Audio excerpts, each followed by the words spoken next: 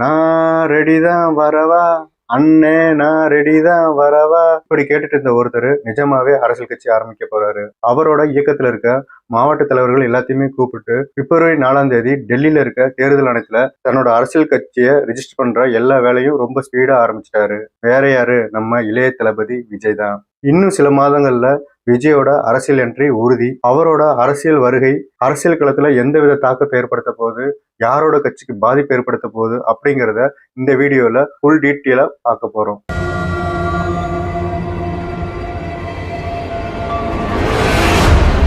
நான் செந்தூர பாண்டி தம்பிடா அப்படிங்கிற மாதிரி விஜயகாந்த் அரசியலுக்கு வர்றதுக்கு முன்னாடி என்னென்ன வேலையெல்லாம் செஞ்சு அரசியலுக்குள்ள வந்தாரோ அதே தான் விஜயும் இப்ப ஃபாலோ பண்ணிட்டு இருக்காரு. விஜயகாந்த் அரசியலுக்கு வர்றதுக்கு முன்னாடி தன்னோட படங்கள்ல கொஞ்சம் கொஞ்சமா நான் அரசியலுக்கு வரப்போறேன் அப்படிங்கிறத மக்களுக்கு தெரியப்படுத்திட்டே இருந்தாரு. அதே மாதிரி தன்னோட ரசிகர் மன்றம் மூலியமா பல நலத்திட்டங்களை செஞ்சுட்டு இருந்தாரு. இதே பாணியத்தான் விஜய் ஃபாலோ பண்ணிட்டு வர்றாரு. அவரும் தன்னோட படங்கள்ல அரசியல் வசனங்களை வச்சுட்டு வர்றாரு. கொஞ்சம் கொஞ்சமா தன்னோட ரசிகர் மன்ற இயக்கத்தின் மூலியமா பல நல்ல திட்டங்களை செஞ்சுட்டு வந்துட்டு இருக்காரு. விஜயகாந்த் காலகட்டத்துல ரஜினி கமலாவோட விஜயகாந்துக்கு தான் அதிக ரசிகர் மன்றம் இருந்துச்சு. அந்த ரசிகர் மன்றம் மூலியமா பல நல்ல திட்டங்களை செஞ்சுட்டு வந்தாரு. அதே மாதிரி தற்போது இருக்கிற நடிகர்கள்லயே விஜய் தான் அதிக ரசிகர் மன்றங்களை வச்சிருக்காரு. முக்கியமா அதிக பெண் ரசிகர்கள், இளைஞர்கள் எல்லாம் பட்டாளத்தையும் வச்சிருக்காரு. அப்படி இருந்த விஜய் தன்னோட மக்கள் இயக்கத்து மூலியமா பல நல்ல திட்டங்களை செஞ்சுட்டு வந்துட்டு இருக்காரு. எப்படி ஒவ்வொரு ஊர்லயும் திமுக, அதிமுக அப்படின்னு ஒரு கிளை இருக்குமோ அதே மாதிரி ஒவ்வொரு ஊர்லயும் ஒவ்வொரு கிராமத்திலையும் விஜய் ரசிகர் மன்றம் கண்டிப்பா இருக்கும். அங்க விஜய்க்கு ஒரு கிளை இருந்துட்டே இருக்கு. கட்சி ஆரம்பிக்கிறதுக்கு முன்னாடியே விஜய் ரசிகர் மன்றத்தை விஜய் மக்கள் இயக்கமா மாத்தி போன உள்ளாட்சி தேர்தல்ல அவங்க விஜய் மக்கள் இயக்கத்து மூலியமா நிறைய பேர்த்த கலங்காணம் வச்சு அதுல வெற்றியும் பெற்றிருக்காங்க. இப்ப விஜய் சரியான பாதையில தான் போறோம் அப்படிங்கிற முடிவெடுத்து ஒவ்வொரு சட்டமன்றம் வாரியா நல்ல மதிப்பெண் எடுத்த மாணவ மாணவிகளை கூப்பிட்டு ஒரு பிரம்மாண்டமான அரங்கத்துல அந்த மாணவ மாணவிகளுக்கு ஊக்கத்தொகை எல்லாமே கொடுத்திருக்காரு. கிட்டத்தட்ட 12 மணி நேரம் நின்றுகிட்டே இருந்திருக்காரு. நின்றுட்டு அந்த மாணவிகளை உற்சாகப்படுத்தியிருக்காரு. இந்த மாதிரி பல நலத்திட்டங்களை இப்ப அரசியல் வருகைக்காக செய்ய ஆரம்பிச்சிருக்காரு. மாணவ மாணவிகளுக்கு நலத்திட்டங்கள் கொடுத்த அந்த ஸ்டேஜ்லயே விஜய் ஒரு அரசியல் ஸ்டேட்மெண்ட் கொடுக்குறாரு. அந்த ஸ்டேட்மெண்ட்ல என்ன சொல்றாரு அப்படின்னா, ஒரு ஓட்டுக்கு ஒருத்தர் 1000 ரூபாய் கொடுக்குறாங்க அப்படின்னா தொகுதிக்கு 1.5 லட்சம் வாக்காளர் இருக்காங்க. 1.5 லட்சம் அப்படின்னா 15 கோடி வருது. ஒருத்தர் 15 கோடி ஒரு தொகுதிக்கு செலவு பண்றாருன்னா அதுக்கு முன்னாடி அவர் எவ்வளவு சம்பாதிச்சிருப்பான்னு கொஞ்சம் யோசிச்சு பாருங்க. இதை நீங்க கண்டிப்பா உங்க பேரண்ட்ஸ் எல்லாத்தையும் நீங்க போய் சொல்லுங்க. கண்டிப்பா அவங்க காசு வாங்கிட்டு ஓட்டு போடக்கூடாதுன்னு சொல்லுங்க. நீங்க சொன்னா அவங்க கேட்பாங்கன்னு நான் நம்புறேன். இது கண்டிப்பா நடக்கும் அப்படின்னு ஒரு வைரலான ஒரு ஸ்டேட்மெண்ட்டை கொடுத்தாரு. அது மட்டும் இல்லாம அதன் தொடர்ச்சியா மிஜாம் புயலால பாதிக்கப்பட்ட மக்களுக்காக நலத்திட்ட உதவிகள் செய்ய விஜய் மக்கள் இயக்கத்தை நேரடியா களத்துல இறக்குனாரு. களத்துல இறங்கி பல நல்ல திட்டங்கள்ல மிஜாம் புயலால பாதிக்கப்பட்ட மக்களுக்கு எல்லாரும் செஞ்சுட்டு வந்தாங்க.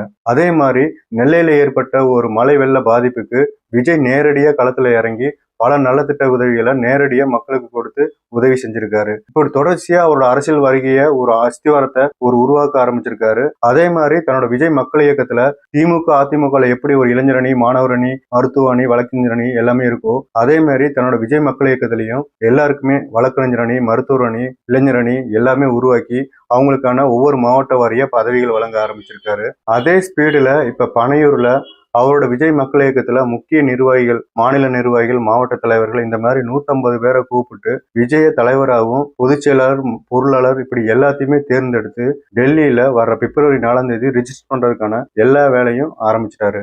ஆனா எதுக்கு இந்த ஸ்பீடு? கட்சி அறிவிக்காமையே இவ்வளவு ஸ்பீடா ரிஜிஸ்டர் பண்ண போறாரு? ஒருவேளை 2024 மக்களவை தேர்தலில் களங்காணலாம் நினைக்கிறாரா அப்படின்னு ஒரு டவுட் வருது. ஆனா கண்டிப்பா 2024 அவர் களங்காண்றது அப்படிங்கிறது சரியா வராது.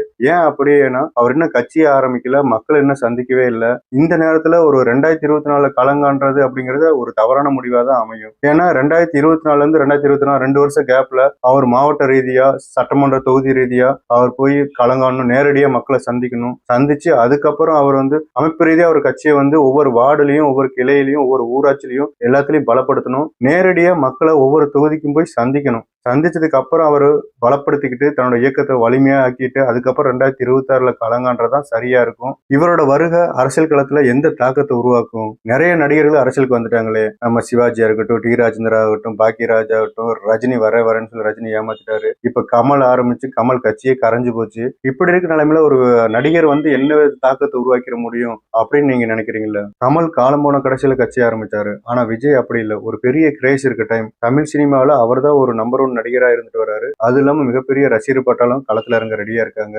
பொதுஜனங்கள், பெண்கள் இப்படி நிறைய வரவேற்போட ஃபுல் சப்போர்ட்டோட ஒரு கிரௌடு புல்லரா உள்ள களத்துக்கு வராரு. அது மட்டும் இல்லாம ஒரு அரசியலுக்கு ஒரு கரிஸ்மா தேவை. அந்த கரிஸ்மா இருந்தனாலதான் ஜெயலலிதா, எம்ஜிஆர், கலைஞர் அவங்கெல்லாம் வந்தாவே போதும், தன்னை போல தன்னெழுச்சியா ஒரு கூட்டம் உருவாகும். அந்த குரோடு புலவர் அப்படிங்கறது கண்டிப்பா விஜய் கிட்ட இருக்கு. அது கமல் வந்தா ஒரு மீட்டிங் வராரு அப்படின்னா கமலுக்கு தன்னெழுச்சியால ஒரு கூட்டம் வந்துடாது. ஆனா விஜய் வர்றாரு அப்படின்னா கண்டிப்பா அந்த இடத்துல பல லட்சம் மக்கள் கூடுவாங்க. அந்த குரோடு புலர், அந்த கரிஸ்மா அது எல்லாமே விஜய்க்கு இருக்கு. அதோட அந்த வரியோட களத்துல இறங்கும் போது கண்டிப்பா ஒரு அரசியல் களத்துல மிகப்பெரிய தாக்கம் இருக்கும். அது மட்டும் இல்லாம தமிழ்நாட்டோட அரசியல் களம் மாறிக்கிட்டே இருக்கு. கலைஞர், ஜெயலலிதா, விஜயகாந்த் இப்படி மிகப்பெரிய ஆளுமைகள்லாம் இறந்ததுக்கு அப்புறம் அடுத்த ஜெனரேஷன் இளைஞர்களை தேடி அரசியல் நகர்ந்துட்டு இருக்கு. அந்த வருகைக்காக தான் விஜயை நம்ம எதிர்பார்த்துட்டு இருக்கோம். உதயநிதி, சீமான், அண்ணாமலை, இப்ப விஜய் இப்படி களத்துல இவங்க எல்லாமே அடுத்த தலைமுறை ரேஸ்ல இருக்காங்க. ஒரு மிகப்பெரிய தொண்டர்பலம் இருக்க ஒரு கட்சியை வழிநடத்துற அடுத்த தலைவரா உதயநிதி உருவாயிட்டு இருக்காரு. அவரோட செயல்பாடுகள் பார்த்தீங்கன்னா அரசியல் ரீதியாகவும் சரி, கட்சி ரீதியாகவும் சரி, அமைச்சர் ரீதியாகவும் சரி சிறப்பாகவே பண்ணிட்டு வந்துட்டு இருக்காரு.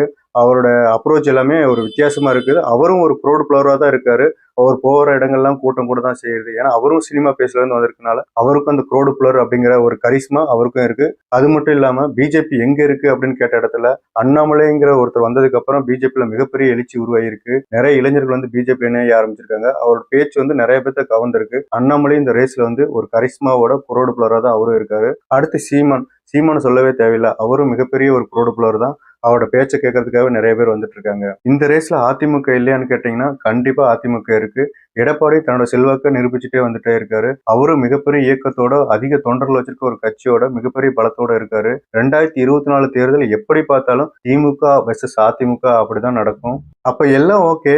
அன்புமணி, திருமா, வைகோ, கம்யூனிஸ்ட் இவங்க எல்லாமே கூட்டணிக்காகவே நேர்ந்து விட்டவங்க.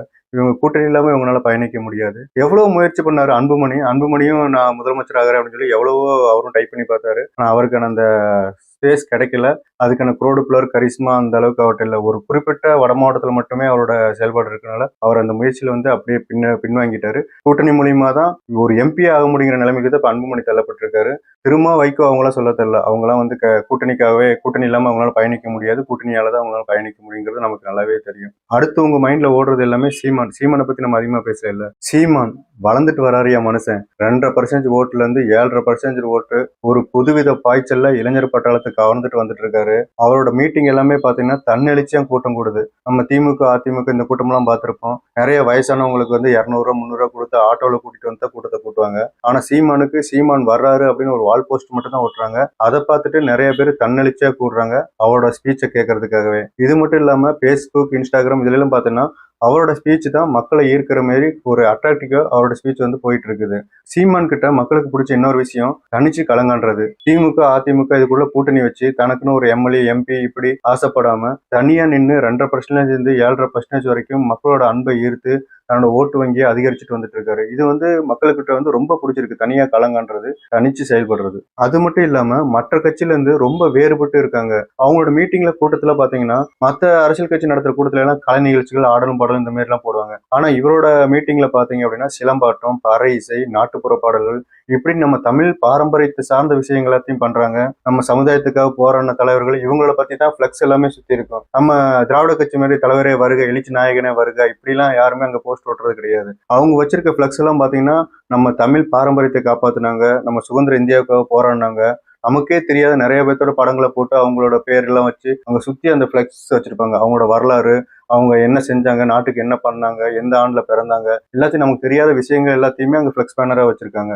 இதுவே ஒரு பெரிய மாற்றம் இல்ல. இது நிறைய பேர்த்த கவர்ற மாதிரி தான் இருக்கும். அதே மாதிரி அந்த மீட்டிங்ல பாத்தீங்கன்னா அந்த மீட்டிங் முடிச்சுட்டு போனதுக்கு அப்புறம் அங்க இருக்க இளைஞர்கள் அவங்களும் ஒரு சுற்றுச்சூழல் அணின்னு வச்சிருப்பாங்க. அந்த அணிகள் இருக்கவங்க எல்லாமே அந்த மீட்டிங் முடிஞ்சுன்னா அங்க இருக்க குப்பைகள், டஸ்ட், தண்ணி பாட்டில், வாட்டர், பிளாஸ்டிக் எதுவுமே அங்க ஒரு மீட்டிங் நடந்த சுவடே இல்லாம எல்லாமே எடுத்து அந்த குப்பையில எடுத்து கிளியர் பண்ணிட்டு அந்த இதை கலைச்சிட்டு போறாங்க. அடுத்த நாள் பார்த்தா அங்க ஒரு மீட்டிங் நடந்ததா அப்படிங்கிற அளவுக்கு ஒரு கட்டமைப்போட ஒரு இயக்கத்தை நடத்திட்டு வராருன்னு தான் சொல்லணும். இதெல்லாம் பேசுறதுனால நான் என்னமோ சீமானோட ஆதரவாளன் அப்படின்லாம் நினைச்சிடாதீங்க. நம்ம பார்த்துட்டு இருக்க அரசியல் சூழ்நிலையில மற்ற கட்சிகளோட வேல இருந்து பார்க்கும்போது சீமானோட இது கொஞ்சம் டிஃப்ரெண்டா இருக்கு அப்படிங்கிறத உங்கள்கிட்ட சொல்லிட்டு வந்தேன். ஆனா சீமானு நிறைய கோமாளித்தனமான விஷயங்கள், நிறைய விஷயங்கள் பண்ணியிருக்காரு. அவர் நல்ல அரசியல் களம் காணிட்டு இருக்கும்போது அவரே ட்ரெண்டிங்க்கு ஒரு காமெடியா நிறைய விஷயங்கள் அவரே எடுத்து கொடுப்பாரு. இப்ப சமீபத்துல கூட சிஎஸ்கே ஐபிஎல்னா என்னன்னே தெரியாம நான் வந்து தமிழ்நாட்டு பிளேயரா, தமிழ்நாட்டு ஒரு கிரிக்கெட் வீரர்கள் 11 பேர்த்த வந்து நானா செலக்ட் பண்ணி ஐபிஎல்லுக்கு அனுப்புவேன் அப்படின்னு சொல்றாரு. ஐபிஎல்னா ஒரு கவர்மெண்ட் நடத்துறது இல்ல. அது வந்து ஒரு ஏழை எடுத்து ஒரு பிரைவேட் சார்பா நடக்குது அப்படிங்கிறது கூட தெரியாம ஏதோ கவர்மெண்ட் தான் ஐபிஎல் நடத்துது அப்படிங்கிற மாதிரி நினைச்சிட்டுலாம் பேசுறாரு. இந்த மாதிரி காமெடியா சில விஷயங்களும் சீமான் பண்றாரு. அதுல இருந்து அவர் தவிர்த்துட்டானா அவர் ஒரு மிகப்பெரிய புரட்சியாளனாகவும் ஒரு தலைவராகவும் வெளியே தெரிவாரு. வரப்போற 2024 மக்களவை தேர்தல் திமுக வெர்சஸ் அதிமுக இப்படித்தான் இருக்க போகுது. ஆனா 2026 களம் எப்படி வேணாலும் மாறலாம். ஏன்னா அங்க விஜய் வர்றாரு. விஜய் வர்றது வந்து மிகப்பெரிய பாதிப்பு யாருக்கு அப்படின்னா சீமானுக்கு தான். விஜய் தனிச்சு நின்னாரு அப்படின்னா பல இளைஞர்கள் வந்து விஜய் பக்கம் போவாங்க. சீமான் இருக்கவங்க கூட நிறைய பேர் விஜய் கிட்ட இருக்க கரிஸ்மானால விஜய் பின்னாடி தான் போவாங்க. மக்கள் செல்வாக்கு விஜய் கிட்ட தான் இருக்கும். இன்னும் 2 வருஷம் இருக்கு. அவர் மக்களை எப்படி சந்திக்க போறாரு, அவரோட கொள்கை என்ன, மக்களுக்கு என்ன பண்ண போறாரு, அவரோட நிலைப்பாடு என்ன அப்படிங்கிற பொறுத்து தான் விஜயோட அரசியல் வருகை ஒரு மிகப்பெரிய தாக்கத்தை ஏற்படுத்துமா ஏற்படுத்தாது அப்படிங்கிறது தெரிய வரும். இவரோட வருகை தாக்கத்தை ஏற்படுத்துமா ஏற்படுத்தாதா அப்படிங்கிறத நீங்களும் கமெண்ட்ல சொல்லுங்க. நன்றி.